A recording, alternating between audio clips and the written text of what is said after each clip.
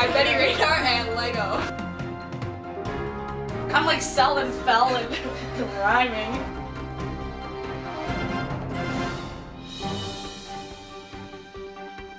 It's not like there'd be a magic gas station in the ocean.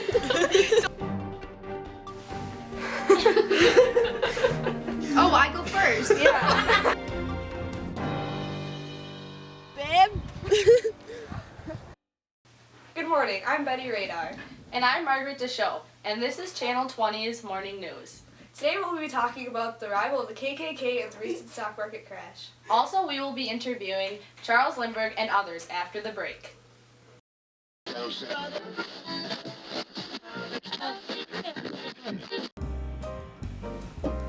I love this station. Only the keen people in today's society have radios in their homes. And who wants to be left behind in today's upbeat times? So go down to your local market and pick up a Philco radio. You'll be the bee's knees, the envy of your friends.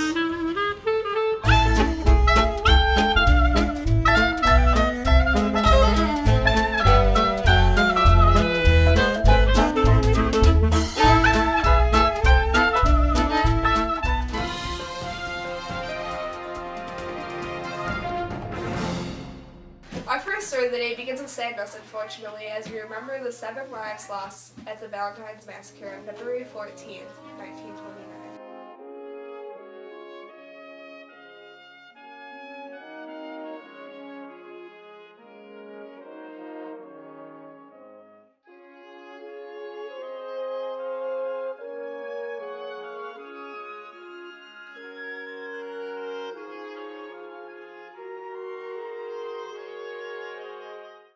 Police have not opened up about the case yet, but have led on that Al Capone is one of the prime suspects. So far, no evidence has tied him to it. Moving on to more scandalous news, let's go to Danielle Forrest at our news station. Thank you, Betty and Margaret. Now moving on to the topic that affects everyone of age. Prohibition is causing the rise in illegal alcohol consumption. The 18th Amendment states that the transportation, sale, and consumption of any alcohol is banned, passed in 1919. Now speakeasies are popping up across the cities and the U.S., where secret clubs and bars are breaking the law and paying off officials to do so. Will this law be taken away? Stay tuned to find out. Thank you, Danielle. Now for one of the bigger stories this evening, one that could affect your home, the revival of the Ku Klux Klan. A recent poll taken has said that the group has risen to about 4 million members. Also, the rise in lynching shows just how massive the KKK has become, with 2,000 dead from attacks. Recruiting in the North for new members, they have also dominated 7 states politically. Parades and burning crosses have showed up in many cities as well as rural communities to show that the KKK is superior to other racial groups. Hopefully this crisis will reach a peak and then decline.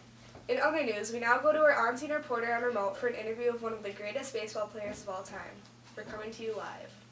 Thank you, Betty and Margaret. I'm now here in the lovely New York weather, talking to the Sultan of SWAT, the great Bambino, Babe Ruth. Tell us how you're feeling today, Babe. Oh, I'm feeling quite swell. How about you? I'm good, thank you for asking. Last night, Babe hit his 60th home run at the end of the season, setting a new record for the most home runs hit in a 154 season. Where are you going to go from here, Babe? Up and onward. There's always more records to break, and even this one again. I can beat this again next season if I try hard enough. Wonderful. So you think you can beat it again? Absolutely. As long as the old bat holds in, I can do it. Well, thank you, Mr. Ruth, for that great story. Anytime, Lily. And this is a man who will change baseball forever. Danielle, we now go to you. Thank you, Lily, for that great story. Now we'll be moving to jazz. The jazz age blossomed from musicians such as Duke Ellington, who plays piano, Louis Armstrong, Bessie Smith, and Uzi Davis. The center of jazz revolves around Harlem, where 200,000 African Americans live. They help to acknowledge jazz across the nation. You wonder why she said no. Men, check your socks. Are they hanging like hooey on your ankles? Keep them up with our sock suspenders. Now with 2 grips. Make women yours and keep that professional appeal.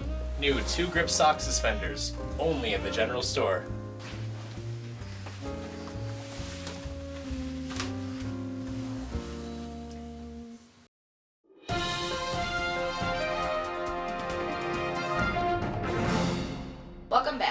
we now open up with our second major story, the stock market crash. With rising prices, everyone had been watching as stock prices soared far above the real value. But after this peak, the prices slowly fell. Then, October 24th, known as Black Thursday, all the worried investors began to sell and the stock prices fell. Business leaders told the country not to worry. Many bankers and wealthy people pooled their money into the market, but it only stabilized it for a few days. Investors raced to get their money out. On October 29th, known as Black Tuesday, a record 16.4 million shares were sold. This collapse in the stock market spark-plugged the Great Depression of the 30s. Overall losses totaled to $30 billion. For those people whose entire wealth did not depend on the stock market, life went on, while others lost everything and were unable to pay back loans they borrowed from the bank. Thank you for tuning in. Now we are going to go back to Lily Harley at the Cotton Club. Thank you for the introduction. Here at Channel 20's, we got an exclusive with one of the most secretive speakeasies around. This illegal bar flourished in the cities. Entrance is very restricted, but here at Channel 20's, of course, we got the privilege to go inside. Here is the Cotton Club. Welcome to the Cotton Club. Please step inside. I see business has treated you well, but how do you keep your success a secret? Here at the Cotton Club, we pay off judges and officers to keep it a secret. And how do people get into your club? We ask for the membership card and then the password. Various people like bootleggers and flappers come in and drink all they want. How does your business stay so lively? Well, the flappers and the vamps usually keep it going since the prohibition. Well, thank you for your time and letting us come into the Cotton Club to see how speakeasies run their business. We now go on scene again while I interview a Minnesota native who flew across the Atlantic Ocean nonstop. We'll see you in a bit.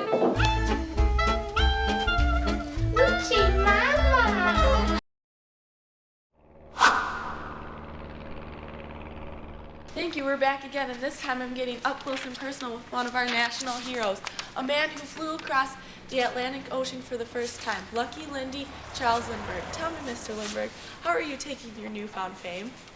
I try not to let it get to my head. Money and gifts are always sent to me, but I send them back. I didn't do it for the fame. When you left Roosevelt Field on Long Island, New York on May 20th, 1927, what was running through your mind? I was so nervous. I couldn't sleep at all that night, but when it came down to the time of the flight, I was ready because I knew I had a plan that could do the job.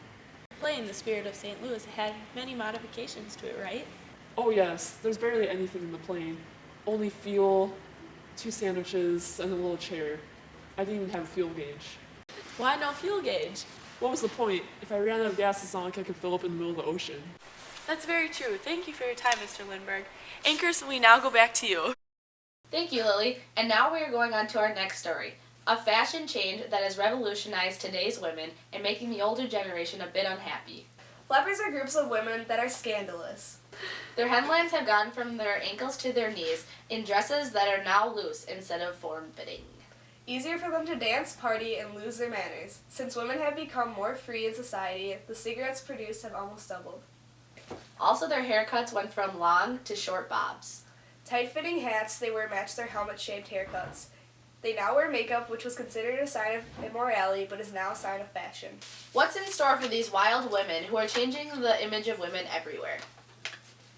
Al Capone has been arrested, but it may not be for the crime you would think. Let's see what our on-scene reporter has to say about it. Breaking news, famous gangster Al Capone has just been arrested, but not for the murders crimes you'd think. He's been arrested for tax evasion. Mr. Capone, what do you have to say? I'll get out of it, man. I'm not in jail yet. It's tax evasion. It'll be even easier this time than last time. I'll also be out on the street in no time at all. That was breaking news. Anchors, we're back to you. I'm Margaret Deschaux. And I'm Betty Radar. Thank you for joining us. And tune in next time.